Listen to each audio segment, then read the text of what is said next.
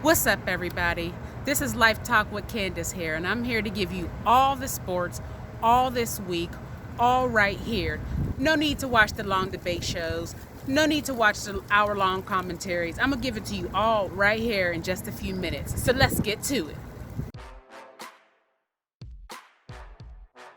First of all, we got to start by congratulating the champ. King James got his 4th ring, MVP title. We got to show that man some respect. He's the GOAT. Did it for Kobe, the Black Mamba. They did it in a bubble. So shout out to Lebron James, King James. He's a GOAT. And all the haters need to just show that man some love.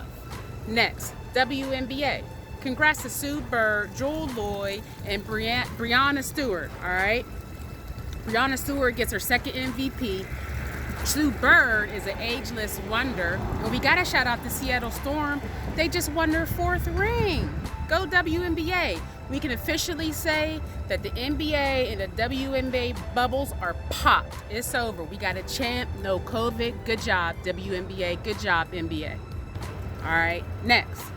Number 2 world ranked Rafa Nadal ran away with the French Open on Sunday. He beat number 1 ranked Novak Djokovic 6-0, 6-2, 7-5 in what I call a landslide. The reason why it was a landslide is because Novak Djokovic was the number 1 ranked guy all season long, so everyone expected him to win it. But Rafa Nadal comes through, gets his 20th championship, which is record tying, and he pretty much kind of gave Djokovic the business.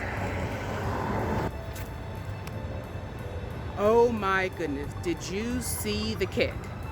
You don't know what I'm talking about? We're not talking about field goal kicks. We haven't gotten to NFL yet. We're talking about Joaquin Buckley. The kick back, the spinning back kick. What was that? He knocked that guy out. If you haven't seen it, you need to go check out the clips. You're missing out. UFC, Joaquin Buckley, spinning back kick. Knocks the guy out. He took that guy's soul. Can somebody coach some defense in college football, please? I mean, I know there's been no preseason, but can we get some defense, please? Here, check out these scores in college football. The Alabama Roll Tide scored 63 points. 63 points. Where's the defense? The North Carolina Tar Heels aren't even ranked, and they scored like 56 points or something like that. Oklahoma scored 53, and Arkansas State? Who's Arkansas State? They scored 50 points. And everybody else who I didn't mention, most of the teams scored in the 40s and the 30s. So can we please get a defensive coach in college football? NHL had a draft. Drafts, trades all over the place. Did your team do what you wanted them to do? Shout out to the Tampa Bay Lightning. They won the Stanley Cup Finals. They did it in a bubble too. That bubble is officially popped. No COVID. Speaking of Tampa Bay, the Rays closed out the Yankees in the divisional round of the playoffs. You heard that right. The Tampa Bay Rays closed out the New York Yankees in the divisional round of the playoffs. Here's why that's shocking. I find it very interesting that the Tampa Bay Rays have a payroll of only about $28 million, while the New York Yankees have about a $260 million payroll.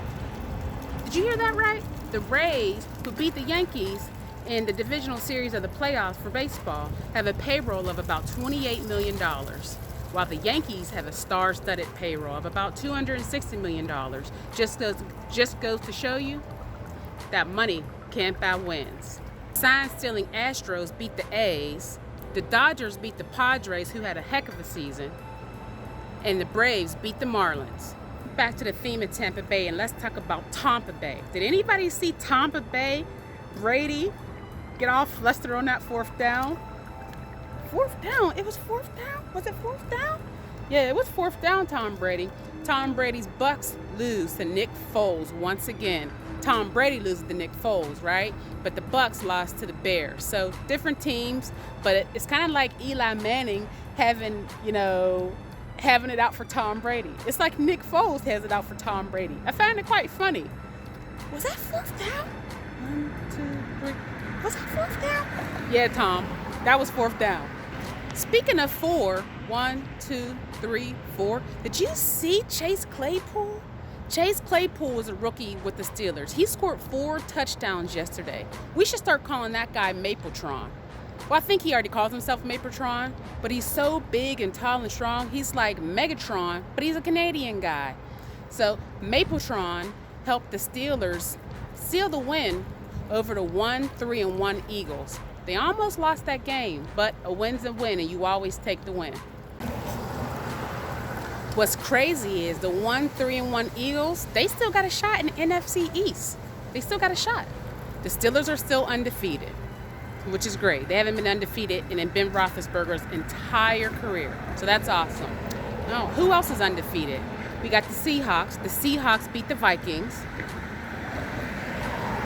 The Packers are on a bye. And the Titans and the Bills are going to be playing soon. Maybe. Hopefully. If the Titans can get out of the COVID shuffle, that is. You know who's not undefeated? Unfortunately, the Chiefs aren't undefeated. The defending champs are not undefeated. News alert. The defending champs are not undefeated. You know, Tyreek Hill was saying they were going to win 2, 3, 4, 5, 6, 7 Super Bowls. They probably will win a couple more Super Bowls. But, however, they are beatable. Their division rivals kind of kicked their butt yesterday, the Las Vegas Raiders. So good for them, good for Derek Carr. Derek Carr said it's not a rivalry until we win some games. Well, Derek Carr, you won a game. It's officially a rivalry. We get to see the Raiders and the Chiefs in Las Vegas at the end of the season. Now, let's get to my guy, Alex Smith. Can we take a moment and show Alex Smith some love? He came back from a very grueling ankle injury that he had back in 2018, and it was just heartbreaking to all of us because Alex Smith, you know, I don't know the guy, but supposedly he's such a good guy. Speaking of grueling ankle injuries, Dak Prescott. Did you guys see the Dak Prescott injury? Go back and look at the replays of that. I can't lie. I shed a tear for him. I got a question though. Did anybody else see him on the replay tapping his foot on the ground as if he was trying to, you know, jam his dislocated ankle back into place? It's like he went down and he was grabbing his leg, but he was tapping his foot on the ground because his ankle was sideways and it looked like he was trying to tap it back into place. So unfortunate. Dak Prescott, get better soon, my brother. Go get your money, because Jerry Jones and the Dallas Cowboys ain't do you right. Speaking of the Dallas Cowboys, I'm pretty sure they're an onside kick and a field goal away from being 0-5. I'm pretty sure of that. Speaking of 0-5, the Falcons are 0-5. Poor Falcons fans. The good news is they fired their head coach and their general manager. They've named Raheem Morris the interim coach, and good for him. He deserves another shot, and Falcons fans sure deserve a fresh start. You know who's not 0-5? Houston. They finally won a game. They fired their head coach and general manager, Bill O'Brien. Bill O'Brien, that guy should have been fired after the DeAndre Hopkins trade to Arizona. But it's a good thing DeAndre Hopkins is balling out in Arizona with the Cardinals and Kyler Murray and them boys who beat up on the Jets yesterday. Speaking of fired head coaches, why does Adam Gase still have a job? I don't understand it. He should have been fired the moment he showed up to the press conference, buzzed up on something. I don't know my drugs, but I was looking at his eyes and y'all saw his eyes, and that man was on something. Speaking of fired head coaches, when are they going to get rid of Matt Patricia? That guy wants to blame any and everybody for what the Lions are doing wrong, but the Lions were doing okay before they hired you. I guess being in the Bill Belichick coaching tree isn't all you need. You got to be able to communicate with your guys and lead your guys. Somehow, last year's MVP in a 28th ranked offense was able to really give the Bengals the business. I think they won 27-3, if I'm not mistaken. They beat Joe Burrow's lowly Bengals. The lowly Bengals. But the Bengals got Joe Burrow, and it looks like Joe Burrow can ball out, so we'll see how this goes. The AFC North's going to be tough.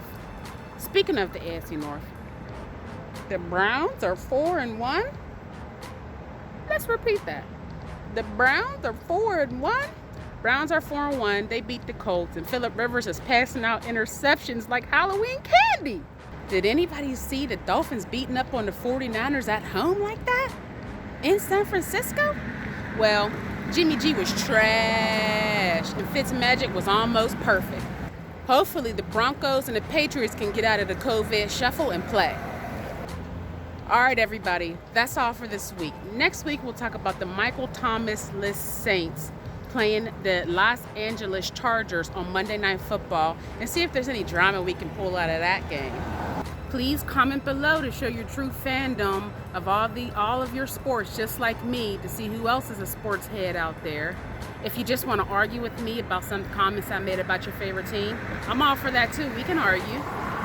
And it would be great if you subscribe to my channel so that I can continue to make some more videos for you.